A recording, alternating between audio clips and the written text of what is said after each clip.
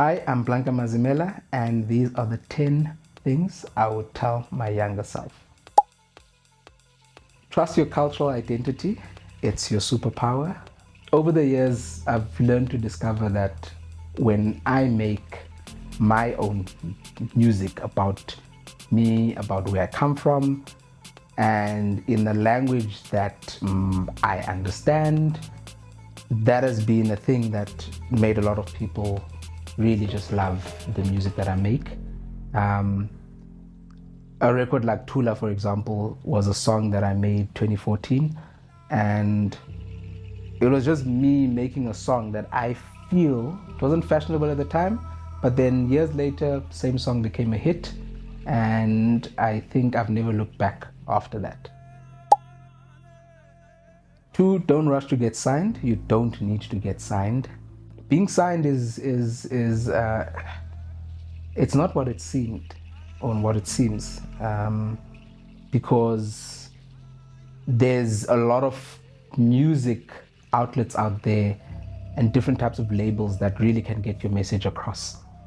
Boutique labels, indie labels, labels that literally are just about a specific sound, and when they get your sound, they'll always back you. Whereas, not saying, big labels are bad, but it's really not that deep. Don't really, there's no need for you to get signed. I'm not signed, and it has worked for me. 3, learn the business, not just the beat. It really is called the music business for a reason. It's a business. You go out there, people book you, people want you to make music for them, people want you to play at birthday parties, etc., etc. Some are just really running businesses. People have bars out there. They need DJs to operate those bars, to push people to come to the venue, to buy alcohol, whatever the case is, but it's a business. And you need to treat yourself like a business. I'm laughing because every time I think about it now, I'm like, actually, there's so many things that has happened that made me now understand that it is a business. 4, invest in your sound, not just the gear. You need to buy you need to just buy gear.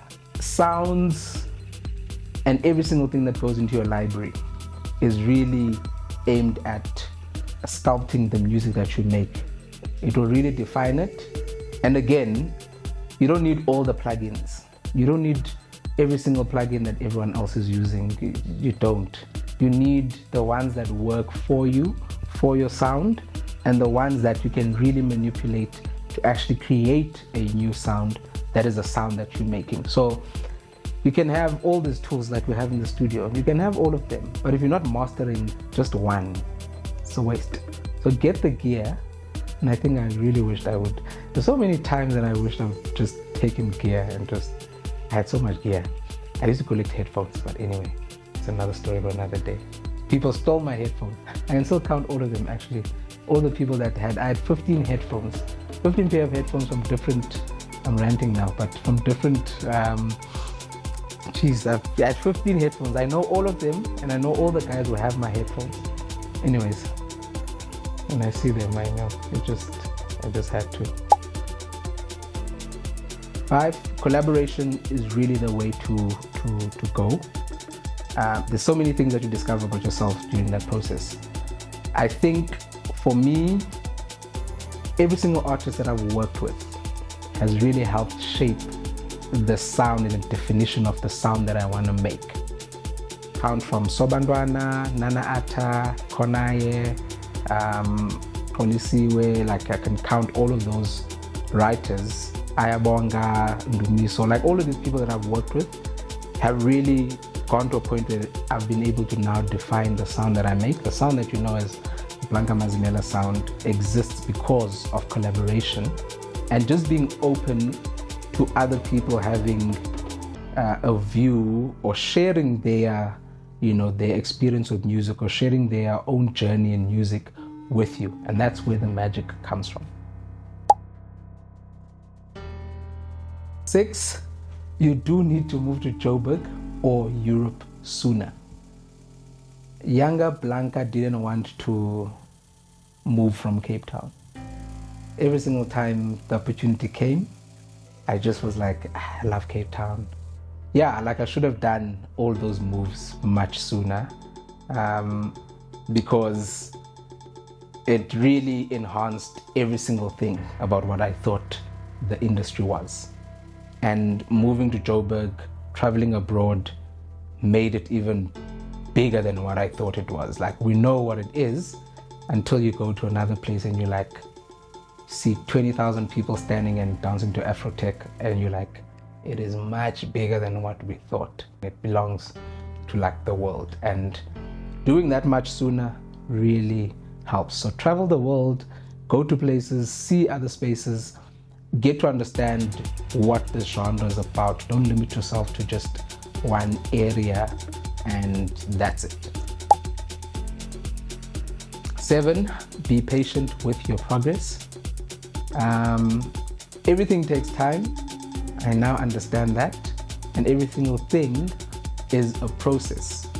I also understand that now, because the music that I used to make in 2008 is whack to what I make now. Every time I listen to my music from back then, I'm like, oh gosh. Like I used to stack layers and layers and layers of keys. You should play modal scales, you play all of these harmonics, you play like a deep thing that has like 15 to 20 layers of just chords and keys. And then I was like now when I listen to it, I'm like, it's beautiful, but where would I play this? Like, no one's gonna listen to this. No one is standing on the dance floor and saying, Beethoven, I just heard the symphony. No one is doing that. So, but also understand that it is a process for you to get to a point where you like understand how you need to be objective about whatever you created. So meaning you've created that piece of music, and when you hear it again, it is your creation. But now you're hearing it from a new, perspective, and you are objective about things that shouldn't be there, things that should be there, and that is the process that you really need to trust. Number 8, say no to gigs that don't align.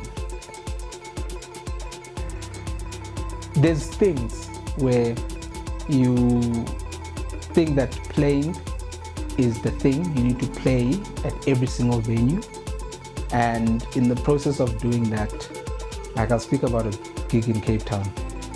Played somewhere in Cape Town and they didn't get the music. It was not me, it was not my technical abilities, it was just them not understanding the music that I play. Wrong place, right? Wrong area, and it almost ruined what I'm doing now, because if I had listened to that and be like, actually, this type of music is not working, and therefore I need to play what's working. No, so not every venue is gonna get what you're trying to do. Now I understand that. Also, you need to say no to just gigs that are just whack, that are not gonna do anything for you, and it's just you playing because you can play. No, it should be like places where now you can get the energy, and the type of people that are there either forward thinking, they understand about the genre that you're making, etc., etc. All of those things are key in you understanding that not every single gig is supposed to be a gig that you play. Okay. Number 10, God, family, music, and purpose. Keep them aligned. It really is that simple. Why did you start making the music? I think especially this year and the year before, I just reminded myself why I made the music, because it was just about me sitting down and just putting my feelings into chords and all of those things, and that's how the music was made. And really don't get into that rabbit race or rat race, whatever it's called, of everyone is playing the song, everyone is making music and they're playing music, and now you also want to make what everyone else is making, and then you forget your own identity in the mix of all that. and you forget the purpose of why you actually started doing this thing. And that purpose should be the big driving factor of like everything that you do when it comes to the music. You sit alone in studio and you make the stuff that no one else thinks about, that no one else even has an idea of it could be like this. That's the purpose. When you're sitting alone and there's no one watching and there's no fans, there's no, stage, there's none of all of the industry stuff. That should be the thing that really drives everything forward, because when I sit alone and I make this music, that's it. It's like I just want to make the music. Capiche?